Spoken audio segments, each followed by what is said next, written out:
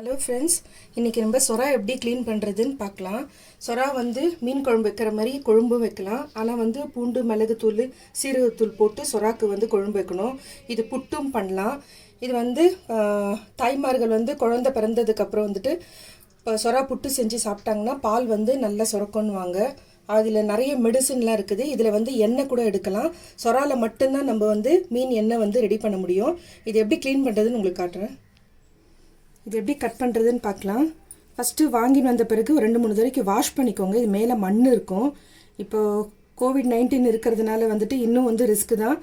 அதனால் ஃபுல்லாக வாஷ் பண்ணிவிட்டு அதுக்கப்புறமா கட் பண்ண ஆரம்பிங்க. இப்போ இந்த விங்ஸ் எல்லாம் இருக்குங்களே, எல்லாத்தையும் கட் பண்ணி எடுத்துடணும். இங்கே பாருங்கள், இது எல்லாமே வேஸ்ட்டு தான்.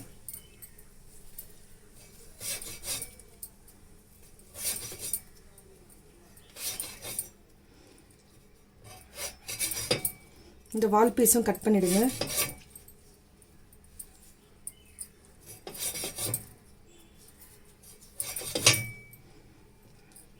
சொரா புட்டு பண்ணுற மாதிரி இருந்தால் நீங்கள் சின்ன சின்ன பீஸெல்லாம் போடக்கூடாது. இப்போ தலையை இப்படி கட் பண்ணிட்டிங்கன்னா இந்த தலையும் வாலும் சேர்த்து நம்ம குழம்பு வைக்கலாம். இந்த மாதிரி 2 பீஸாக போட்டுக்கணும். இது பால் சொரான்னு வாங்க, அதனால இந்த சைஸில் தான் இருக்கும். பெரிய சொரா வாங்கினீங்கன்னா நீங்கள் வஞ்சரம் கண்டை போடுற மாதிரி அந்த மாதிரி கட் பண்ணி கொடுப்பாங்க. இப்போ இந்த சொராவில் பாலம்னு சொல்லுவாங்க. அதில் தான் நம்ம மீன் எண்ணெய் ரெடி பண்ணுறது. அது அவ்வளோ நல்லது. விட்டமின் டி ப்ராப்ளம் இருக்கவங்க இந்த மாதிரி இந்த பாலத்தை இது மெல்ட் ஆகும். நீங்கள் கடாயில் போட்டு மஞ்சத்தூள், மிளகுத்தூள், உப்பு போட்டு செஞ்சிங்கன்னா மெல்ட் ஆகும். எண்ணெய் மாதிரி உங்களுக்கு வரும். அதை நீங்கள் சாப்பிட்லாம். ஆனால் கொஞ்சம் ஸ்மெல் இருக்கும். ஸ்பூனில் வச்சுட்டு சாப்பிட்ணும். கையிலலாம் தொட்டு சாப்பிடக்கூடாது. இப்போ இதில் இருக்குது பாருங்கள். இதுதான் இது மெதுவாக கட் பண்ணிவிடுங்க. அப்போ தான் உங்களுக்கு வரும் அது க்ளீனாக. இது சொராவில் மட்டும்தான் உங்களுக்கு கிடைக்கும். ஈரல் பீஸ் மாதிரி இருக்கு இல்லையா, இது பேர் பாலம். பெரிய பெரிய சொராவில் பெருசாக நல்ல ஒரு கை இதுக்கு ஒரு அடி அளவுக்கு வரும். இது சின்ன சொரான்றதுனால இந்த சைஸில் தான் உங்களுக்கு இருக்கும். சொரா வாங்கி நம்ம கட் பண்ணும் போது மட்டும்தான் இதெல்லாம் உங்களுக்கு கிடைக்கும். மீன்காரங்க கட் பண்ணால் இந்த பீஸை எடுத்துகிட்டு அவங்க விற்றுருவாங்க. கொஞ்சம் ஸ்லோவாக எடுங்க. இது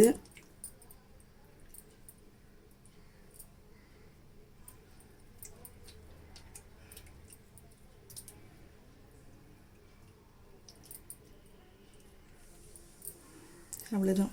இந்த மாதிரி இருக்கும். சொராவில் மட்டும்தான் இந்த மாதிரி இருக்கும்.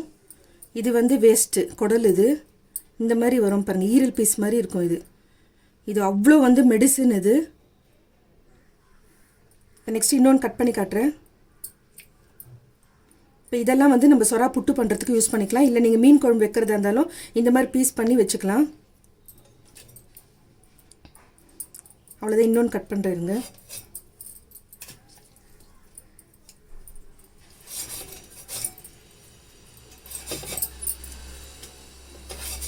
எல்லா டைம்லேயும் சொராவில் கிடைக்காது. சில டைமில் மட்டும்தான் அந்த மாதிரி கிடைக்கும். கிடைச்சிச்சுன்னா நீங்கள் இம்மிடியேட்டாக அதை உருக்கி செஞ்சு சாப்பிடுங்க. ரொம்ப நல்லது அது.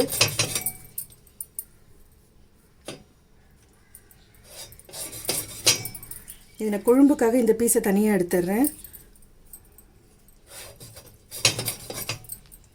கட் பண்ணும்போது இப்படி மெதுவாக பண்ணிக்கோங்க. அப்போ தான் சின்ன சின்ன பீஸ் துண்டாயிடுச்சுன்னா உங்களுக்கு கஷ்டங்க செய்யறது. இப்படி பிடிச்சிக்கிட்டிங்கன்னா இந்த சைடில் இப்படி கட் பண்ணிங்கன்னா அது மெதுவாக வந்துடும்.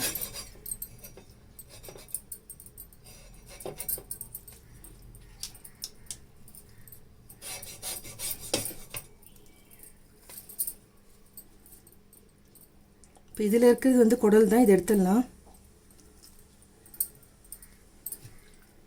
இப்போ தலை பீஸை கட் பண்ணிடலாம்.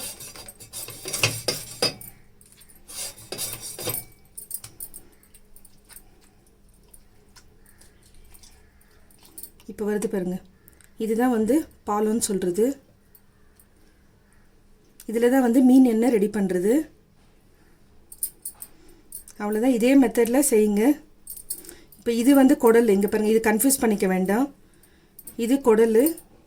பாலம்ன்றது இதுதான். ஈரல் பீஸ் மாதிரி கொஞ்சம் திக்காக இருக்கும். இதுதான் பாலம்ன்றது. இதில் தான் நம்ம மீன் எண்ணெய் ரெடி பண்ணணும். இப்போ தலை பீஸ் கட் பண்ணி வச்சுருக்கோம் இல்லையா, தலை பீஸ் நம்ம பூண்டு மிளகு போட்டு குழம்பு வச்சுக்கலாம். இதில் இந்த எண்டில் இருக்கு இல்லையா, இந்த பீஸை நம்ம எடுத்துடணும்.